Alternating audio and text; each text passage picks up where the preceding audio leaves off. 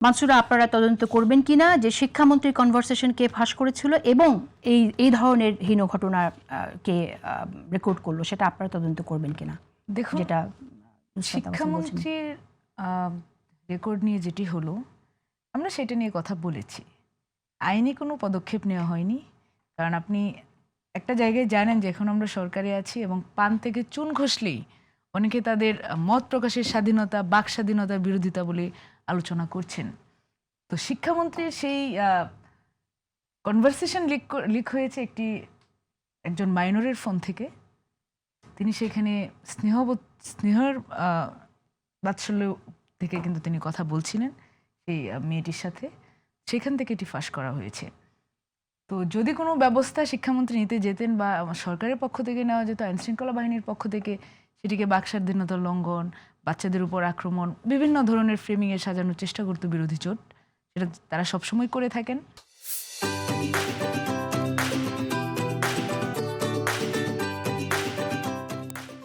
এবং এই জিনিসটিকে তারা যেভাবে ব্যবহার করেছেন, একটা সাধারণ কনভারসেশন, সেখানে কিন্তু তিনি শুধু, আমরা আমাদের বাপ চাচারা যে ধরনের যেই স্টোনে কথা বলেন আমাদের সাথে, হ্যাঁ আমার মেয়েও তো এরকম, খুবই সাধারণ কথা।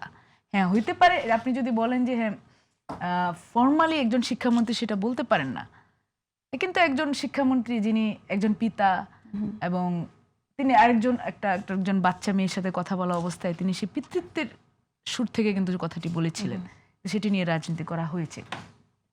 আইন শৃঙ্খলার কথা যদি আপনি বলেন যে এটার বিরুদ্ধে কেন ব্যবস্থা নেয়নি, ব্যবস্থা নিতে পারতো, ব্যবস্থা নিলে এটা নিয়ে আবার রাজনীতি হতো। তো আমরা এক রাজনীতি এড়াতেই কিন্তু আমরা, আচ্ছা, যদি সে রাজনীতিটা হতো তাহলে সেটা হতো অপরাজনীতি, তাহলে কি আপনারা অপরাজনীতিকে ভয় পাচ্ছেন?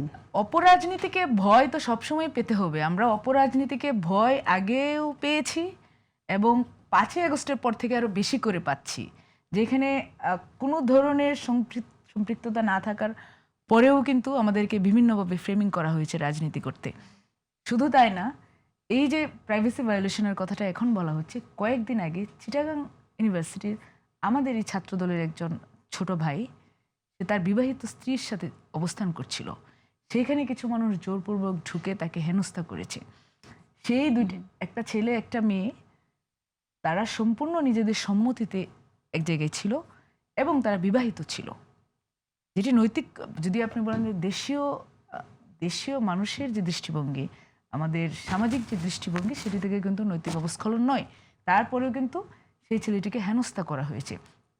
তার বিরুদ্ধে কিন্তু আমরা কোনো ব্যবস্থা নিতে পারি না, কারণ যদি ব্যবস্থা নিতাম সেই মানুষগুলোকে আমরা গ্রেফতার করতাম, সেই মানুষগুলোর বিরুদ্ধে রাষ্ট্রীয় ব্যবস্থা নেওয়া হতো, তাহলেও কিন্তু সেই রাজনীতিটি হতো যে বাক স্বাধীনতা নেই।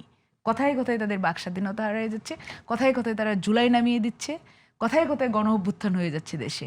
ছোটখাটো একটা ঘটনা, একটা পরীক্ষা পিছালো কিনা, একটা ছোটখাটো সিদ্ধান্তের ভুলের জন্য বা প্রশাসনিক ভুলের জন্য একটা পরীক্ষা নেওয়া হয়েছিল, যেখানে একটা সুনির্দিষ্ট অঞ্চলের বাচ্চারা সেটা সাফার করেছে।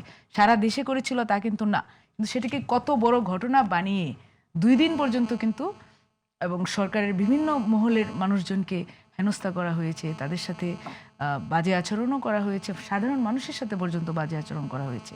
মানে রাজনৈতিক একটা প্লেগ্রাউন্ড তৈরি করতে আমাদের বিরোধী জোট কিন্তু সবসময়, বিরোধী জোট সবাই মিলে এখন আমি তো সবাই মিলে বলতে গেলে যদি বলি যারা প্রত্যেকজন নেতাকর্মী, সেখানে প্রত্যেকজন নেতাকর্মীর মধ্যে সোশ্যাল মিডিয়ায় বট বাহিনীও আছে, সেখানে সংসদ সদস্যরাও আছেন, সেখানে একদম উচ্চ পর্যায় থেকে নিচু পর্যায়ে সব পর্যায়েরই কিন্তু মানুষজন আছেন। তো আমি ঢালাওভাবে যদি বলি সবাই, সেটাও বলা যায়, কারণ প্রতিনিধিত্ব আছে। তাহলে এই যে রাজনৈতিকভাবে কোনো একটা ঘটনা ঘটলে সেটাকে যে ব্যবহার করা, সেটা ব্যবহার যেন না করা হয়, নুসরাত তাবাসসুম শুরুতে আপনি বলেছিলেন, এখন মানসুর আলম যে কথাটা বলছে যে সেইভাবেই ব্যবহৃত হয়। আসলে আমি এই বক্তব্যের সাথে বিশেষ করে পরীক্ষার স্পেসিফিক ঘটনাটার সাথে আমি একেবারে একমত নই, কারণ আমার কাছে মনে হচ্ছে পুরোটাই খুবই অর্গানিক। যদিও এই আন্দোলনটাকে আমি ওই যে কনভারসেশন ফাঁস করার বিষয়টা নিয়ে কথা বলেছিলাম, যে কনভারসেশন আপনি যেটা বলছেন প্রাইভেট জিনিস ফাঁস করা নিয়ে কথা হচ্ছিল, সেই বিষয়ে আমি আপনার মন্তব্য শুনতে চাইছিলাম। আমার একটি প্রশ্ন আছে আপনাদের দুজনের কাছেই।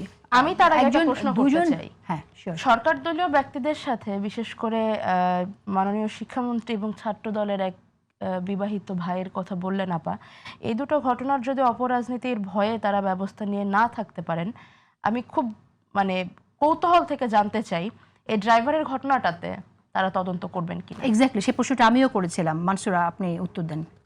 আচ্ছা, ড্রাইভারের ঘটনা, ড্রাইভার সরাসরি কিন্তু উনি আবেদন করেছেন। যখন কেউ তার অবস্থান থেকে আইনি পদক্ষেপ নিতে চান, রাষ্ট্র তাকে সেই সেবা দিতে বাধ্য।